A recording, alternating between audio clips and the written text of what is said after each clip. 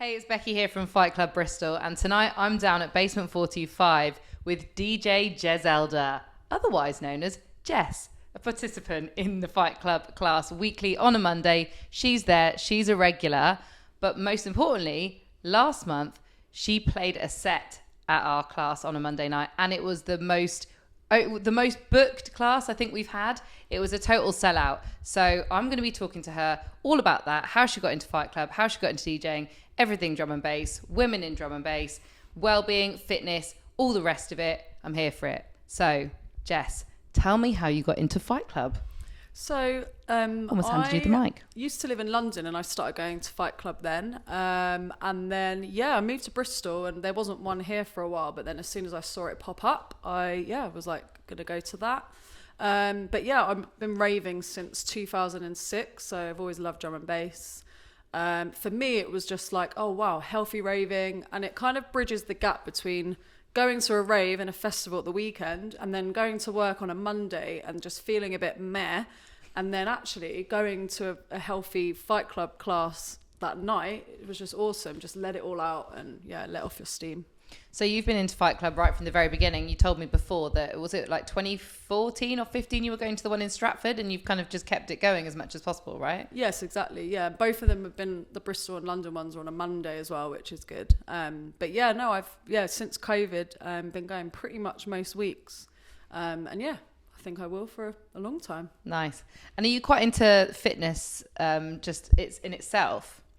I'd say I go through phases. Like sometimes I'm like, oh, I really want to go to the gym and I'm like smashing it 5 times a week. And then I don't really like have a lot of energy or I'm really busy at work. So, but one thing I will always do is Fight Club. At the moment I'm doing maybe like 2 home workouts a week as well as that.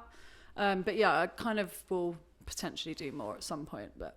Yeah, I mean, I think you're right. I think it definitely does bridge the gap. There's so many times where I've felt a bit rough on a Monday and then you're like, really can't face going to do any exercise. Like there's no way you would get me down the gym. No. But you know that if you're going to go out to Fight Club and listen to all the tunes you're probably listening to on Saturday night, you'll just like get over it. And then the rest of the week, I feel like it sets you up, doesn't it? Exactly. And I just always think like you never regret a workout. So just make yourself go. And then like you come out and you feel like energized and ready for the rest of the week. Yeah. So that's one thing I can always manage to do. And if I can do more, then wicked. Yeah. So what about drum and bass then? Like, has that been a long journey? Have you always been into drum and bass? Has that always been like your kind of passion in terms of music? Yeah, pretty much. I mean, I kind of started out really loving like garage and bassy music. And then, when in 2006, not going to tell you how old I was, I went to my first rave and I was just like, wow, this is epic. Like the energy on the dance floor. And then, from then on, I went to Southampton Uni and there was just such an amazing drum and bass scene down there. Was lucky enough to have, lots of friends that were DJs or producers. So it's kind of always just been a part of my life since then, really. Don't rave as much as I used to, but that just comes with age. I think we're all getting a bit older, aren't we? And that's why the healthy rave's so good. Yeah. So what about DJing then? When did you get into doing that? I think I probably first started DJing about maybe 12 years ago. That was just for fun, as I said, at uni with some of my mates that were DJs. It was always just like, just jumping on the decks at parties. I never really had my own decks. But then as soon as I did get them, probably about, 8 years ago, it was just a hobby after that, just getting in, after a night out, and it's kind of like my mindfulness in a way, like don't really think about anything else, just want to like play some tunes. I probably started taking it seriously like maybe 5 years ago, in the sense of like, getting some bookings and playing at parties and different events. So yeah. And did you just kind of pick it up as you went along, or did you get any like teaching or training or anything like that? I didn't have anything like structured or anything, but some of my friends are like really, really good DJs. Like some of them are pretty big, and I think I've been really lucky to have a bit of support from them. Big shout outs to Guerra, Eddie Rocksteady, Dub Concept, some of my old friends that are obviously smashing it at the moment. So just going to the studios and learning some tips, really. Yeah. And is it just like practice? Is that how you get good? Because I've dabbled, but nowhere near the level of you. So like, how does someone get to the level of where you're actually confident to go out and play a set? It's kind of like, I mean, I'd say it's a lot harder than it looks. Like at first, I remember thinking like, oh, you just press a few buttons, but it's definitely a lot harder than it looks. For me, I think you really, if you love the music and you know the music as well, that is a big part. Like, because I feel like, and I've heard from people, like, I'm really good at reading the room and like taking people on a journey and like bringing different vibes. I'm not necessarily like, oh, I have to play this type of music. Like, I kind of feel that I'm good at, you know, taking people on a journey of different types of drum and bass or different types of music. So yeah, for me it's like just knowing the crowd and knowing like your music as well. But when it comes to perfecting your techniques, definitely practice. Definitely like surrounding yourself with people that can help you or give you pointers and asking for feedback. I have watched a few YouTube videos and like there's so many people that give like, you know, free advice, or to be fair, like very cheap tuition if you did ever want to do that. So I just want to talk about something that you touched on there, really interesting. And also from a person on the dance floor, which is like what most of us are, and you're obviously on the DJ side, like you come to prepare a set and you obviously have a set list and you go in and you say that you can read the room and the energy in the room. But what if the set list that you've prepared, even though you think it's absolutely banging, like what if that changes and how can you prepare for that and what do you do?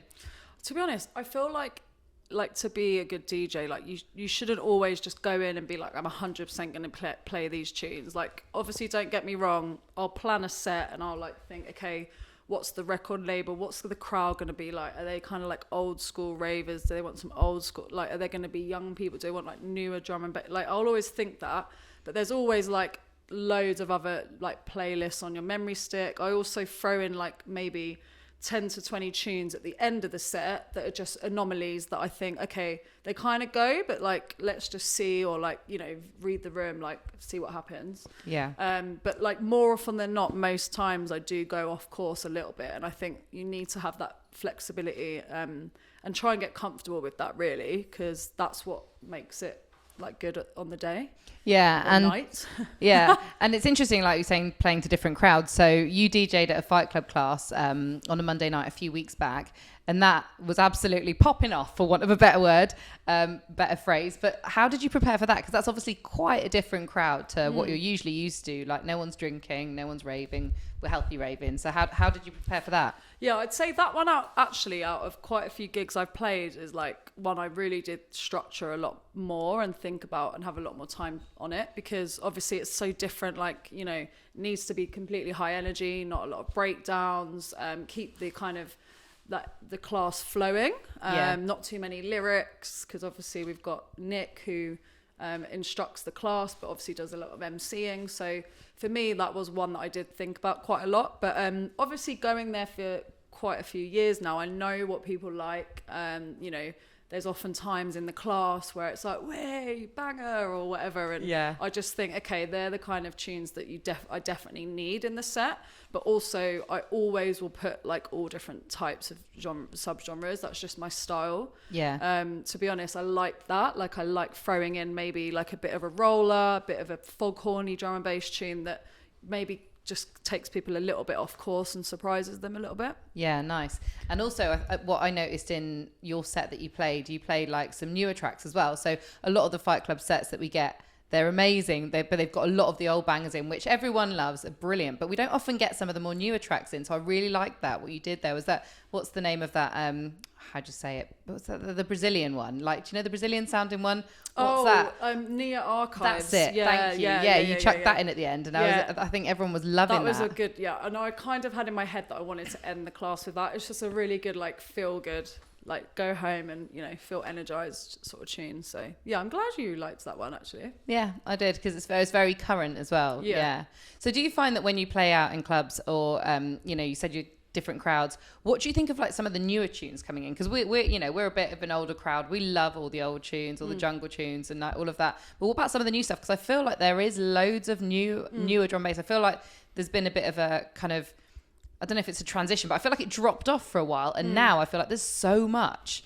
Like, do you have to really, as a DJ, keep on top of it? And do you play a lot of the newer stuff, or is it still mostly the classics? Yeah, I mean, as I say, it really does depend on the night that I'm playing at. And I will always do classics every single set, to be honest. But I will do a lot of new stuff as well. I mean, it all kind of changed during COVID. A lot of like younger people learning to DJ. Like, there's some really, really amazing like rising stars that are like 21, 22, 23. And that they're just got that either like natural talent, or they've grown up with parents that are ravers, so they've still got the influence, but they're kind of making their own style. Yeah. I mean, certain sounds maybe have got a little bit samey, but I'm not here to kind of, you know, chin stroke or like put any producer down. I just think that's just the beauty of the music scene in a way, like, you know. But yeah, essentially keeping on top of everything is a challenge. But I always listen to like mixes on SoundCloud. Charlie T, who's actually an old friend of mine, she's on Radio 1. So she used to be on Kiss and like do kind of Kiss radio, and now she does the Saturday night drum and bass show. So if you want to hear like new tunes, like listen to that. There's loads of ways to sort of keep on top of it, really. Yeah. But yeah, me and my friends share a lot of tunes, so we'll like send like we transfer links with a batch of tunes every so often, which is good. Nice. So you mentioned Charlie T, and like being a woman in drum and bass is something I wanted to ask you about, because I mean, I don't know, I feel like back in the day it was quite a male thing, but there are even just like the female side of it was a lot of just vocalists and stuff. So how's it been as a female DJ, which is kind of a bit of a different path, really? Yeah, I mean, to be honest, there were vocalists, but not loads. Like, and I remember 2010 being at a rave. And Rhea was playing. She was one of the kind of originals, and like it was literally just me and one other girl in the dance floor. Like, even as a raver, it was like being a girl raver was weird. Yeah. But yeah, DJing, I mean, for me, like, I don't know, I do have a lot of friends that are female DJs. It's definitely a lot more now, which is amazing to see. And I think there's a lot of brands that really are going out of their way to like bring diversity onto lineups. Like, I'm not necessarily like, you know, it has to be 50-50 female DJs, male. Like, I do think it's about the talent, but I do think brands need to be doing more to make sure that they are at least giving females an opportunity, and that there is more like options as well. Yeah. Recently I did see a lineup that had like 40 males on it and not one female. And I just think, come on, like, we're in 2023 now. Yeah. So yeah, I mean, yeah, for me, like, yeah, it's amazing to see like there are more opportunities coming up.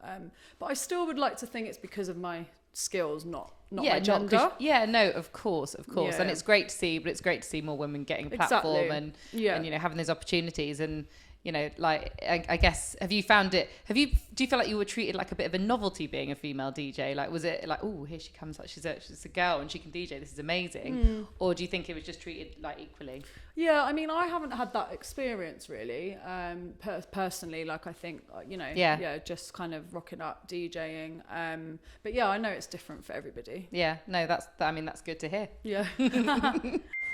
I've had a little look at your Instagram, and I feel like you travel a lot. Like, you've been here, there and everywhere. Talk me through like a bit about your travels, but also about where you've DJed when you've traveled around the world. Yeah, I'll tell you what, travel is definitely up there with like one of my main passions. I'd say I've probably got 3. But yeah, I'm on a bit of a mission to travel the world. So yeah, I love it. That's literally, I just love exploring, meeting new people, trying different cultures, experiencing different things. But yeah, when it comes to DJing, I think probably the most epic place was Mexico last year, which was amazing. So it's actually predominantly a lot of techno and a lot of reggaeton, which I love, don't get me wrong. Yeah. But after like being there for like a couple of months, you're just like, oh, I just want some drum and bass in my life. But I made friends with a sort of hostel owner, which is one of the main like party hostels in Porto Escondido. It's called Bonita Escondido, and they do big pool parties every week. Like, everyone knows about it. And basically I had a chat with it. Actually, my friend was like, oh, she's a DJ. Like, I kind of still don't really do that, but and he was like, oh, send me a mix, and like, we'll see if we can get you a set. And I sent it to him, and I said, oh, look, it's drum and bass, but I do like, I can play house, garage, bit of Afro beats, you know, and see kind of what people like. And then he was like, oh, come and play on Saturday. So I went with the intention that I was probably going to have to play like, you know, 10 minutes garage, 10 minutes house, and maybe a little bit of drum and bass. Yeah. But as soon as I tested the water with a liquid D&B banger, it went like nuts. Like there was dancers and there was people coming in from the street, like literally a couple of tracks in. So yeah, I ended up playing for like 4 hours, which was quite funny. I was thinking I was going to clear the dance floor, but no. So yeah, and then after that, like a few other opportunities in Mexico came up, which was fun.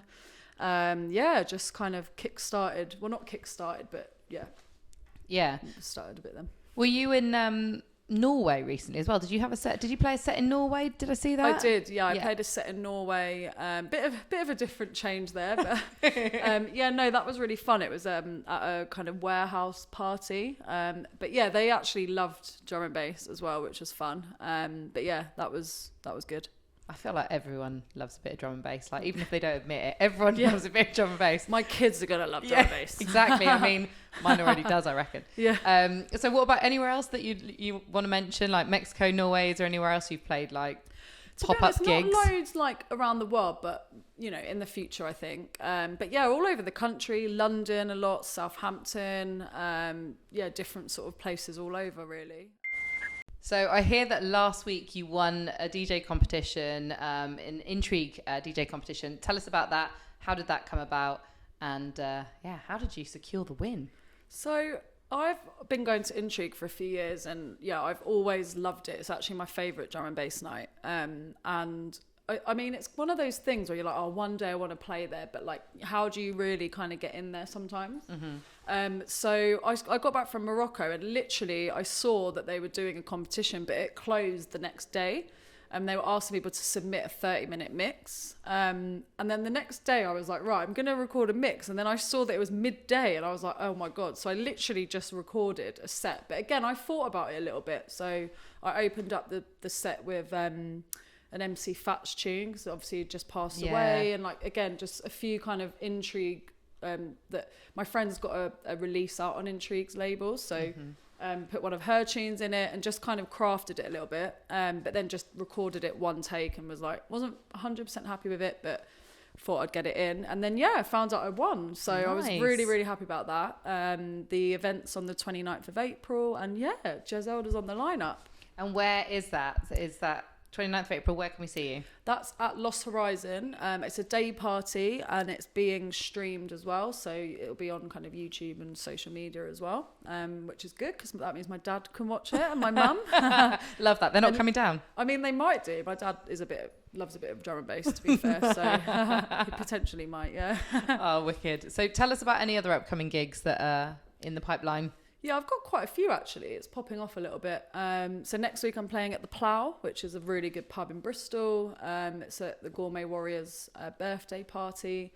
The week after that, Easter, I'm playing in Southampton at Rhythm Drum and Bass, which I've played at before. But that'll be a good little Easter Thursday drum and bass gig. And then, a few more coming up. One at Basement 45, which is yet to be announced, but that's in early May for, quite a big music label. And Ministry of Sound, London. I've got a gig there in June. Again, it's not announced yet, so I can't really say any more, but that's going to be exciting, because that's a pretty well established club as well. Nice one. Okay, Jess, so we've talked about DJing, we've talked about drum and bass, we've talked a little bit about Fight Club, but what about you? Like, what do you get up to in the rest of the time? What's your day job? Yeah, so work is also a big part of my life, obviously.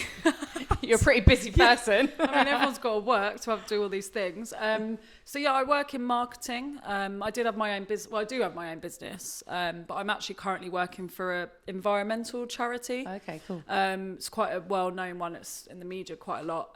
Basically it's all around like just helping innovators and solutions to scale up. Okay. So there's a lot of there's some prize money every year that gets given to the winner of each category, and it's all around how you can repair the planet. So, amazing people that are doing something to restore and revive our oceans.